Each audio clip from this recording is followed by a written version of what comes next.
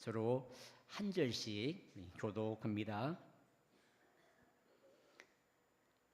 하나님이여, 사슴이 시냇물을 찾기에 갈급함 같이 내 영혼이 주를 찾기에 갈급하니이다.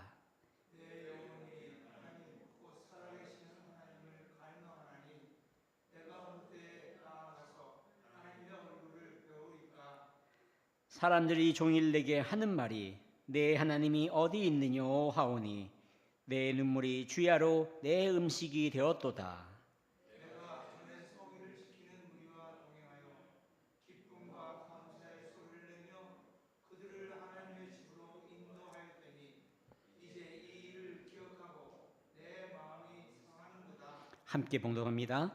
내 영혼아, 내가 어찌하여 낙심하며 어찌하여 내 속에서 불안해하는가. 너는 하나님께 소망을 두라. 그가 나타나 도우심으로 말미암아 내가 여전히 찬송하리로다. 아멘.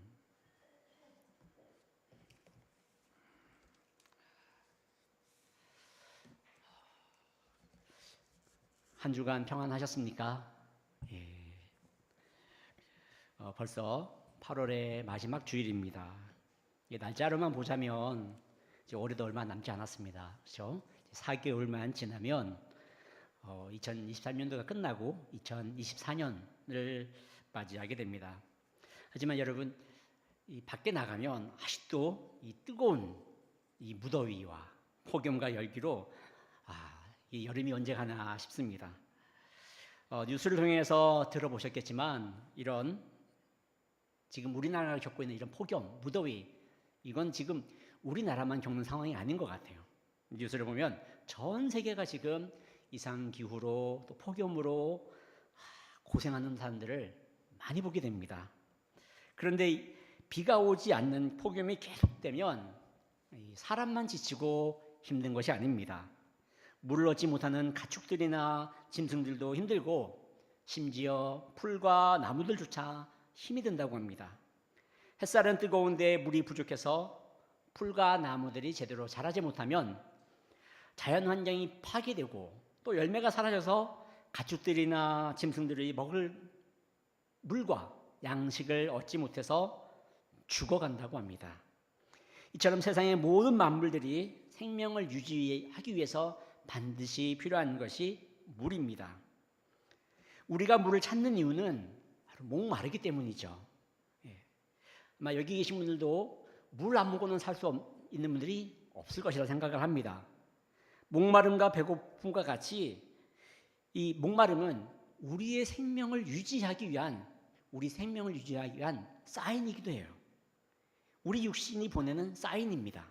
왜냐하면 살아야 하기 때문에. 그래서 생명이 있는 모든 존재는 목마름을 통해서 물을 마시게 되고 또 배고픔을 통해서 양식을 먹음으로 그 생명을 유지하며 살아가게 됩니다. 오늘 시편의 기자는 목마른 사슴이 시냇물을 찾기에 갈급함 같이 자신의 영혼도 주님을 찾기에 갈급합니다 하고 기도하고 있습니다. 여기 갈급하다는 거 표현한 것은 그만큼 지금 다급하고 간절하다는 것을 시적으로 표현한 내용입니다. 여러분 한번 생각을 해보십시오. 여러분 상상을 해보십시오. 여러분 사슴하면 어떤 이미지가 떠오릅니까? 우선 눈이 크고 눈동자가 크고 또 맑고 겁이 많고 또 공격성도 없어서 아주 매우 순해 보입니다. 거기다가 아주 멋진 뿔도 있죠. 또 계절마다 이 사슴의 털은 바뀐다고 합니다. 저도 잘 몰랐는데 이 사슴 털도 계절마다 조금씩 그 빛깔이 바뀌고 얼마나 아름답겠어요. 또 몸통도 미려하죠. 목과 다리도 길어서 정말 우아해 보이는 그런 동물입니다. 그래서 이 사슴하면 아주 순하고 아름답다는 이미지를 가지고 있습니다. 실제로 시력과 청력과 후각도 매우 발달되어 있다고 합니다. 그리고 학습 능력도 뛰어나고 지능도 높아서 이 사슴 자신이 사는 그 서식지, 그 주변 환경에 대한 정보 능력, 정보 습득 능력도 매우 높고 판단 능력도 빠르고 뭘 잘 배우고 잘 따라하는 동물이 사슴입니다. 그리고 또 매우 민첩하죠.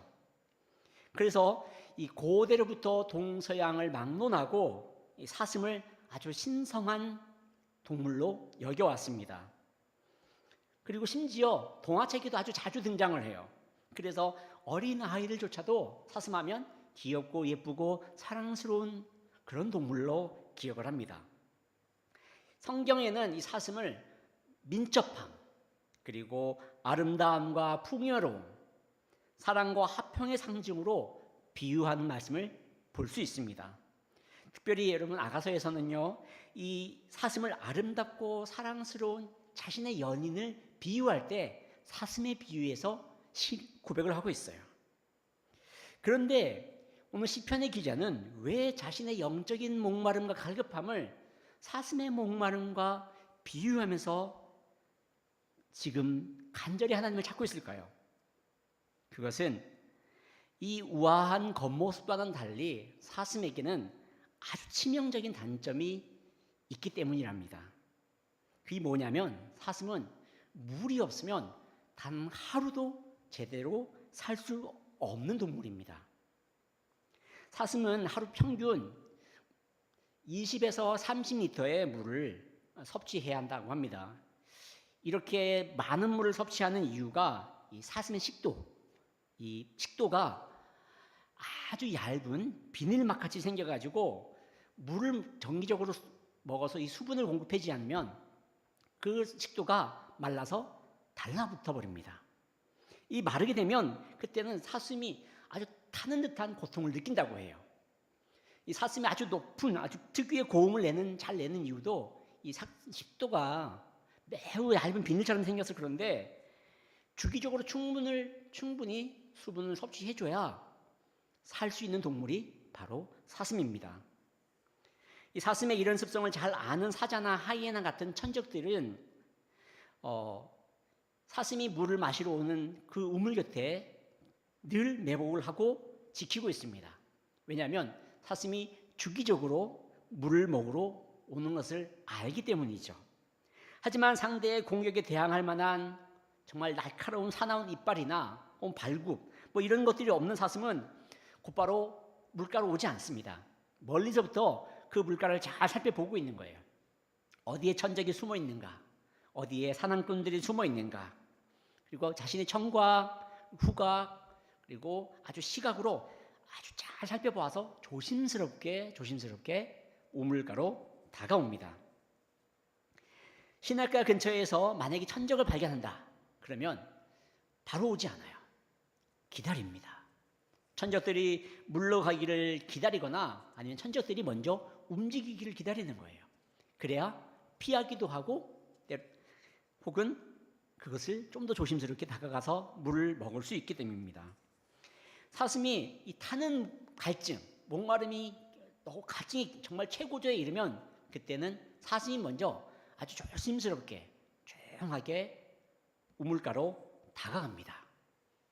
왜냐하면 이 온몸에 타는 듯한 갈증을 견딜 수 없기 때문에 정말 목숨을 걸고 물을 먹으러 가는 것이죠.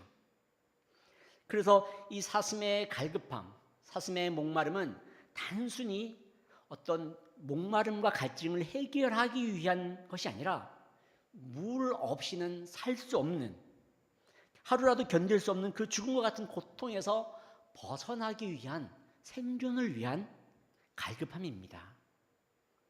혹시 여러분도 이렇게 사슴과 같은 목마름과 타는 갈증을 느껴본 적이 있으십니까? 오늘 시편 말씀해 보니까, 시편 42편 말씀해 보니까 시인은 사슴과 같은 목마름과 갈급함으로 하나님을 갈망하고 있고 부르짖고 있습니다. 바꿔 말하면 그만큼 하나님의 도우심을 간절히 원하고 있다는 고백입니다. 이런 갈급함은 우리로 하여금 하나님께 나아갈 수 있는 원동력이 되기도 합니다. 사람은 누구나 자신이 갈급한 것을 찾아다니는 존재입니다. 돈이 갈급한 사람은 돈을 찾아다니고 명예가 갈급한 사람은 명예를 찾아다닙니다. 우상 숭배자들은 우상을 찾아다니고 육신의 쾌락을 좋아하는 사람들은 육신의 쾌락을 찾아다닙니다. 범죄자들은 심지어 범죄할 대상을 찾아다니는 것입니다. 그래서 잠언 1장 16절 말씀에 뭐라고 말씀하셨냐면 그 발은 악으로 달려가며 피를 흘리는데 빠름이라고 얘기하셨어요. 요즘 뉴스를 보면 어떻습니까? 뭐 묻지마 사건 자주 발생하시죠. 보면 그냥 흉기를 들고 자신이 범죄할 대상을 찾아다니는 거예요. 이유도 없습니다. 목적도 없어요. 그냥 그게 뭐 사람을 해치는 게 목적이라고 얘기합니다. 지금 우리는 이런 세상에 살아가고 있는 거예요. 하지만 여러분, 인간은 자신이 원하는 것을 손에 얻었다고 해서 영적인 목마름까지 해결할 수 없는 존재예요.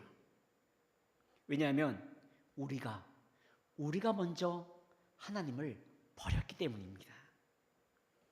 예레미야 2장 13절 말씀에 내 백성이 두 가지 악을 행하였나니 곧 그들이 생수의 근원이 되는 나를 버린 것과 스스로 웅덩이를 판 것인데 그것은 그 물을 가두지 못할 터진 웅덩이들이니라 말씀하십니다. 한마디로 말하면 이 밑이 깨진 항아리에다가 물을 붓는 것과 똑같은 거예요. 밑이 깨졌으니 물이 고이겠습니까? 물이 차겠습니까? 찰 수가 없는 것이죠. 그것이 바로 우리의 심령이라는 거예요. 오래전에 이게 다 나이 드신 지긋하신 분들이니까 아실 것 같아요. 이 송창식이라는 가수가 고래사냥이라는 이 노래를 작곡해서 불렀습니다. 이 가사의 첫 줄을 보니까 이렇게 얘기하고 있어요. 술 마시고 노래하고 춤을 춰봐도 가슴에는 하나 가득 슬픔뿐이네. 이 가사 첫 줄입니다. 이 가사나 이 노래나 이 가수를 폄하하려는 것이 아니라 가사 내용을 보면 여러분 세상 사람들도 세상의 것을 아무리 즐기고 놀아도 만족하지 못하는 것을 잘 표현한 것 같아요. 솔로몬도 그러지 않았습니까, 여러분? 헛되고 헛되니 모든 것이 헛되다. 이처럼 끊임없이 우리가 열심히 노동하고 일을 하고 최선을 다해서 다 했지만 어떻습니까? 행복은 잠깐일 뿐 영원히 우리에게 만족을 주는 것은 없다는 거예요. 이것이 바로 사람입니다. 인생이 타는 목마름과 갈급함을 해결할 수 있는 유일한 물은 바로 하나님께 있습니다. 오늘 본문 2절에서 내 영혼이 하나님 곧 살아계신 하나님을 갈망하나이다. 내가 어느 때에 나아가 하나님의 얼굴을 배울까 하고 시편의 기자는 탄식하면서 하나님을 간절히 소원하고 있습니다. 우리가 하나님을 만날 수 있는 유일한 길은 바로 예수 그리스도입니다. 히브리서 10장 20절 말씀에 그 길은 우리를 위하여 휘장 가운데 열어놓으신 새로운 살 길이요 휘장은 그의 육체니라. 예수께서 이미 저를 위하여 여러분을 위하여 우리가 살아갈 수 있는 길을 십자가를 통하여 이미 열어놓으시고 그 길을 통하여 우리로 하여금 하나님께 나올 수 있도록 인도하셨습니다. 요한복음 4장을 보면 아주 유명한 사건이 나오죠. 사마리아 수가성의 한 우물 곁에서의 한 여인과 예수님과의 만남입니다. 이 한 모금을 요구한 예수님께 이 여인은 당시의 풍습, 이 유대인들과 사마리아인들 서로 상종하지 않는다는 이 풍습을 들으면서 예수님의 요청을 거절하죠. 조금 말씀을 자세히 보면 살짝 조롱하는 듯한 표현도 사용을 합니다. 그런데 예수님께서 이 여인에게 하나님께서 선물로 주실 영원한 샘물, 영원한 생수가 있다고 이야기하자 갑자기 여인의 태도가 달라집니다. 주여, 나에게 그런 물을 선물로 주셔서 내가 목마르지 않고 그리고 다시는 이 우물에 물을 기르러 나오지 않도록 해주십시오라고 요청을 하죠. 그런데 이 말씀을 계속 보면 주님께서 갑자기 뜬금없이 여인에게 가서 내 남편을 데려오라 얘기하세요.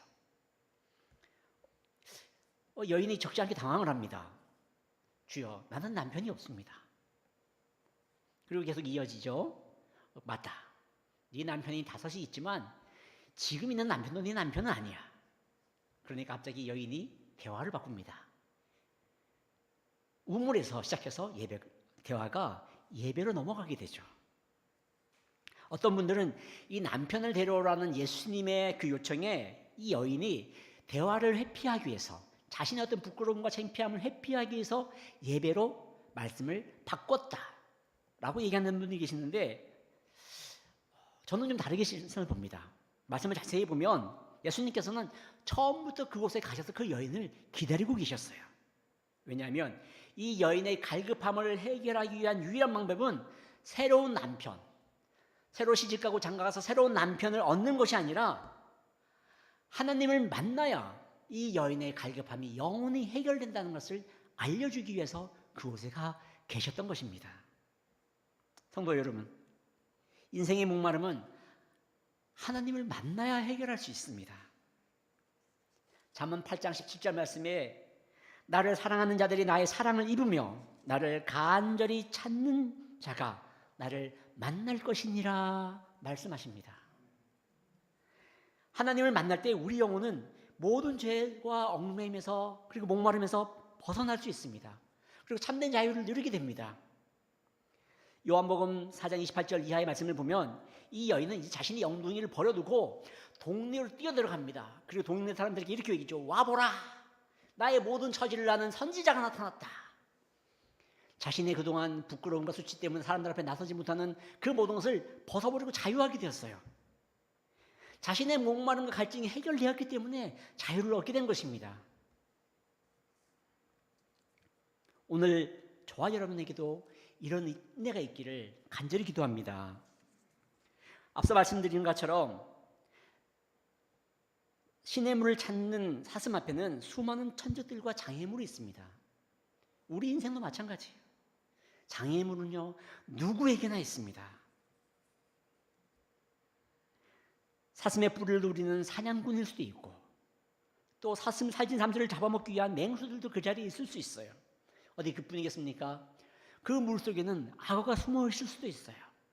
그리고 덩치 큰 하마나 아주 성난 이 코끼리들이 그 우물을 독차지하고 아무에게도 주지 않으려고 할 수도 있어요. 어느 것 하나 사슴에게는 쉬운 적이 없습니다. 모두가 다 장애물이죠. 우리 인생도 마찬가지예요. 우리가 살면서 고난 안 겪어본 분들 계십니까? 시련과 역경 안 겪어본 분들 계십니까? 아무도 없습니다. 우리가 하나님께 나아가지 못하도록 우리를 방해하는 장애물은 얼마나 많습니까?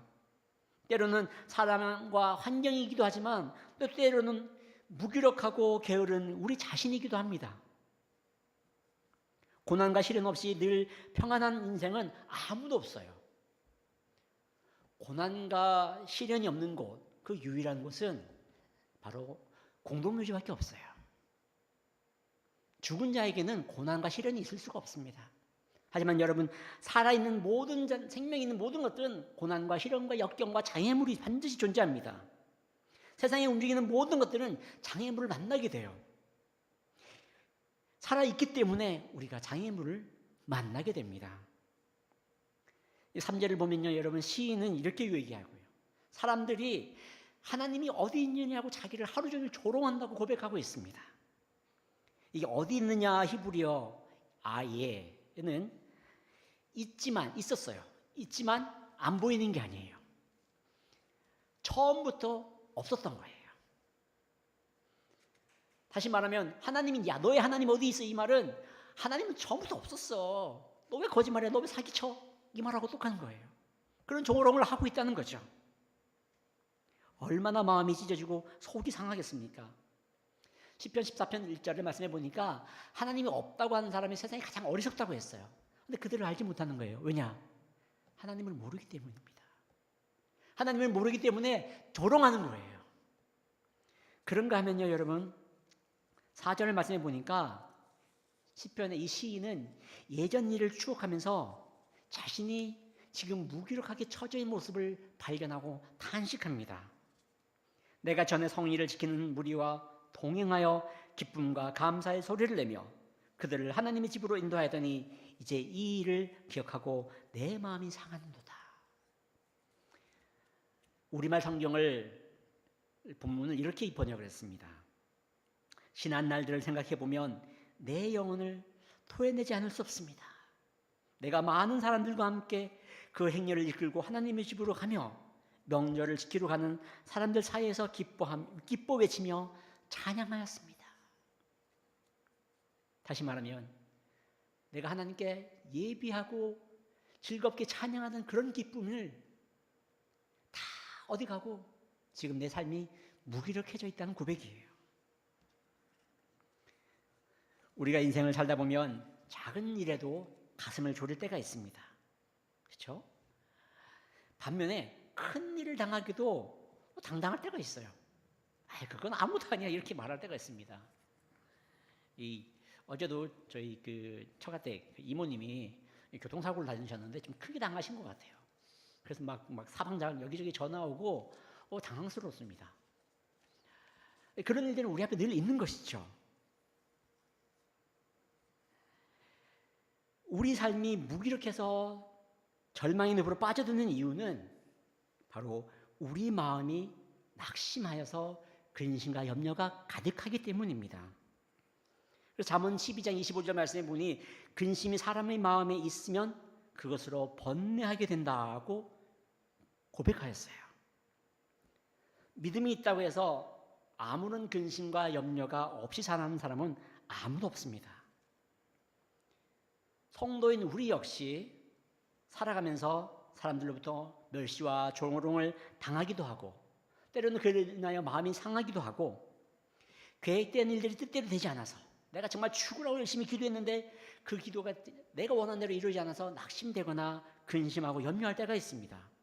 그래서 자신의 마음과 삶이 점점 무기력해져 가는 거예요. 그러면서 탄식을 하죠.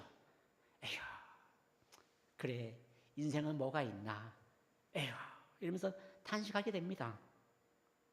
마음이 낙심되고 근심과 염려가 가득해지면 우리의 삶은 무기력해지고 우리 마음까지 낙심하게 되어서 심지어 삶의 방향마저 잃어버리게 되는 것이 바로 우리 인간입니다. 하지만 여러분, 만일 여러분이 세상에서 아무런 이유 없이 세상 사람들로부터 조롱을 당하고 차별을 당하게 되고 낙심되어 마음과 삶이 무기력해질 때는 여러분 오히려 기뻐하고 즐거워하십시오. 여러분의 삶이 지금 주님을 향하여 한 걸음 더 나아가고 있다는 증거이기 때문입니다. 마태복음 5장 11절과 12절 말씀에 나로 말미암아 너희를 욕하고 박해하고 거짓으로 너희를 거슬려 모든 악한 말을 할 때에는 너희에게 복이 있나니 기뻐하고 즐거워하라. 하늘에서 너희 상이 큼이라. 너희 전에 있던 선지자들도 이같이 박해하였느니라 말씀하십니다. 어느 시대든 도전 사람들 앞에는 항상 장애물과 위험이 따르는 법입니다. 크든 작든 장애물은 누구에게나 존재합니다. 사슴이 시냇물을 향하여 가는 중에는 천적들이 있는 것은 당연한 일입니다. 하지만 여러분, 그 천적들을 보면서 위협을 느끼고 아무것도 하지 못하고 가만히 있는다면 사슴은 목이 다 그 가축으로 말미암아 죽어가게 될 것입니다. 그럼에도 불구하고 그 천적들을 아주 점프해서 뛰어넘어서 달려가서 우물물을 맞게 된다면 사슴은 계속 그 생명을 유지하게 되고 그 우물이 주는 기쁨과 만족함을 누리게 됩니다. 주님께 사랑하시는 우리 성도 여러분, 주님께서도 그의 민족 사람들에게, 그 유대인들에게 멸시와 조롱을 당하셨다는 것을 기억하시기 바랍니다. 하지만 그럼에도 불구하고 죄인된 우리를 구원하시기 위하여 끝까지 참으시고 십자가에 달리셔서 죽으시고 부활하셔서 우리에게 구원의 감격과 기쁨과 승리를 안겨주셨습니다. 마태복음 10장 20절 말씀에 너희가 내 이름으로 말미암아 모든 사람에게 미움을 받을 것이나 끝까지 견디는 자는 구원을 얻을 것이라 말씀하십니다. 우리가 당하는 멸시와 조롱, 이것은 우리들만의 것이 아닙니다. 주님께서는 우리가 지금 처해 있는 모든 상황과 우리와 당하는 모든 것들을 아시고 우리로 하여금 그것을 뛰어넘으라고 요청하고 계십니다. 5절 마지막에서 시인은 자기 스스로에게 이제 더 이상 낙심하지 말고 소망을 갖자고 다짐합니다. 성도 여러분, 낙심하지 마십시오. 소망을 가지십시오. 5절에서 시인은 더 이상 낙심 말고 불안해하지도 말자. 그러면서 이렇게 선포하죠. 너는 하나님께 소망을 두라. 우리 다 같이 함께 한번 따라해 보겠습니다. 너는 하나님께 소망을 두라. 예, 너는 하니까 저를 보고 얘기하시는 것 같은데 나는이로 하겠습니다. 나는 하나님께 소망을 두라. 아멘. 예, 여러분 하나님께 소망을 두십시오. 이 소망을 둔다는 것은 무언가 간절히 기다리고 원한다는 의미도 있지만 동시에 믿고 순종하며 따른다는 의미도 담겨 있습니다. 바라기만 하는 것이 아니에요. 하나님께 소망을 둔다는 것은 내가 하나님의 말씀을 믿고 그에게 나의 모든 것을 맡겨드리고 그 말씀에 순종하며 따르는 삶을 사는 것을 하나님께 소망을 두는 삶입니다. 지금까지 시인은 하나님 앞에서 자신의 현재 처해 있는 모든 상황과 또 환경 때문에 목마름과 갈급하다고 부르짖었습니다. 그리고 그로 말미암아 낙심하고 무기력한 삶을 자신을 돌아보면서 하나님께 토로하고 있습니다. 하지만 지난 날들을 생각해 보니까 낙심할 이유가 없는 거예요. 내가 예전에는 하나님께 예배했는데, 내가 예전에는 기쁘게 하나님을 찬양했는데, 그것을 떠오르면서 내가 왜 무기력해져 있지? 내가 왜 낙심하고 있지? 하나님은 지금도 살아계신데 왜 내가 낙심하고 있는 거야? 그러면서 다시 반전을 하고 일어나게 됐습니다. 제가 잘 아는 어느 목사님의 이야기입니다. 제가 청년 시절에 서울에 있을 때 이 목사님께서 서울의 큰 교회에 계시다가 이제 나오셔서 부목사로 계시다가 나오셔서 독립해서 서울 좀 변두리에 있는 좀 가난한 지역이에요. 지금은 다 도시 개발이 되어서 아파트도 높게 들어있는데 좀 오래된 아파트 옆에 있는 상가, 3층으로 된 상가에 그것도 지하에다가 세를 얻으셔서 교회를 개척하셨습니다. 목사님 기억나시죠? 저희 처음 왔을 때 지하에서 예배 드리지 않았습니까? 근데 지하에서 예배를 드리는 거예요. 이 젊은 신 목사님이셔서 열정이 있으셔가지고 하루 종일 아침부터 새벽 기도를 하고 아침부터 해가지고 전도를 다니십니다. 아파트 가가호고 다니고 시장통을 다니고 길거리라도 계속 전도를 다니시는 거예요. 그런데 그렇게 열심히 전도했는데도 사람들이 잘 모이지 않는 거예요. 이게 얼마나 답답했겠습니까? 시간이 지날수록 목사님이 점점 낙심에 빠졌습니다. 점점 무기력해져 가는 것 같아요. 그렇게 하루 종일 전도하고 어느 날 이제 저녁 무렵이 되어서 사모님과 함께 이제 교회 뒤편에 있는 사무실에 들어오셔가지고 소파에 탁 앉아가지고 찬양 CD를 탁 트셨답니다. 그때 나왔던 어떤 곡이 나왔냐면 바로 오늘 말씀을 주제로 찬양곡이 흘러나오는 거예요.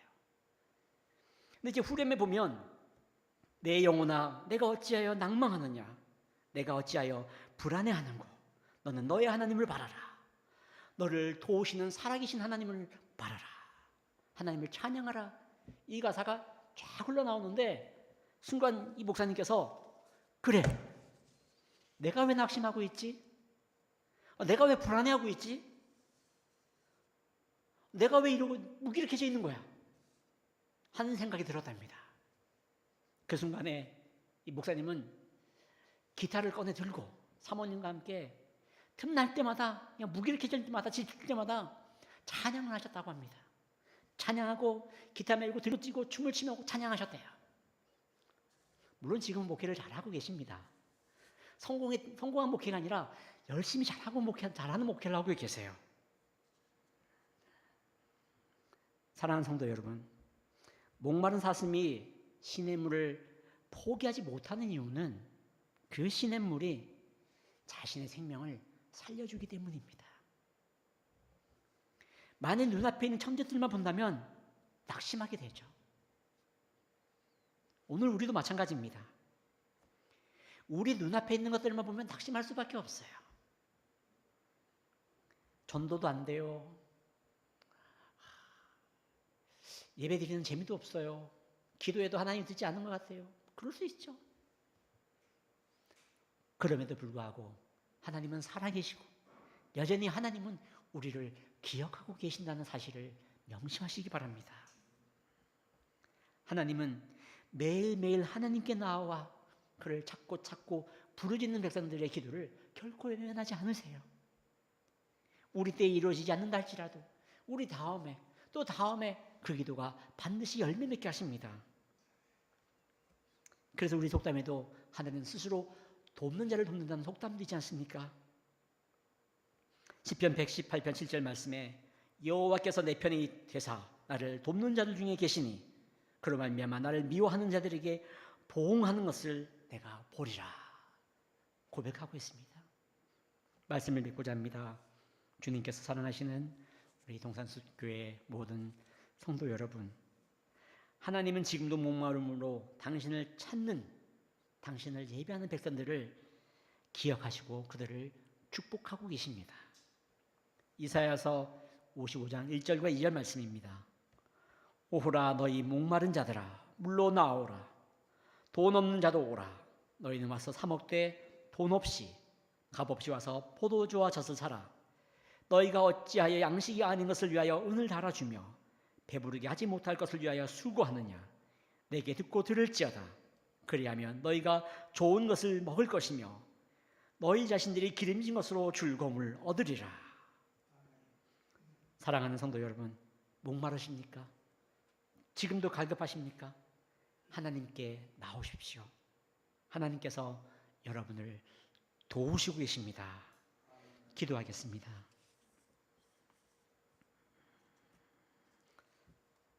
긍휼과 사랑이 풍성하신 아버지 하나님, 사슴이 그 타는 듯한 목마름을 해결하기 위하여 시냇물을 찾아 모든 장애물과 천적들을 뛰어넘어 그의 갈급함을 해결하듯 주여 우리의 목마름과 갈급함 이 모든 것들을 주님께서 해결하실 줄로 믿습니다. 우리 삶 속에 얼마나 많은 장애물들이 있습니까? 그럼에도 불구하고 하나님은 살아계시고 그럼에도 불구하고 하나님은 나를 사랑하신다는 그 말씀을 의지하여 한 걸음 더 주께 나아가기를 소원하옵나니 주여 우리의 연약한 무릎을 일으켜 세워주시고 낙심하고 좌절된 우리의 마음을 녹여주셔서 다시 오늘 시편의 기자처럼 내 영혼아 여호와를 바라라. 내 영혼아 낙심하지 말고 여호와를 의지하라. 그 말씀을 의지하여 주께 나아가기를 소원하옵나니 주여 우리의 걸음을 재촉하여 주시고 우리의 손길들을 인도하여 주시고 우리의 마음을 붙잡아 주셔서 우리가 날마다 예배하며 찬양하며 하나님이 주시는 그 생명의 생수를 누리는 기쁨을 맛보게 하여 주옵소서. 감사드리며 예수님의 이름으로 기도합니다. 아멘.